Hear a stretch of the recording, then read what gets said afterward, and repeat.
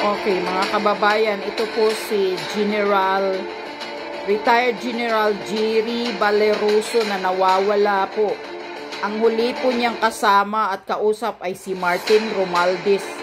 Inalukan daw ng bayaran para bumaliktad sa kaso ni Leila de Lima.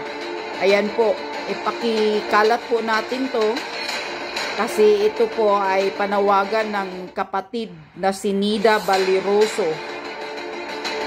Ito ang sulat niya. Ako po si kapatid na Nida Valeroso na asawa ni Retired General Jerry Valeroso.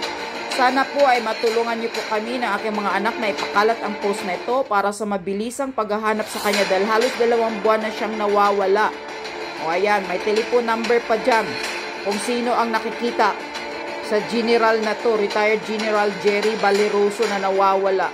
Ang huling kausap ay si Martin Romualdez daw. Ayan, mga kababayan, pakikalat po natin to. Tingnan nyo, ganito ang kalakaran ng mga abusadong gobyerno.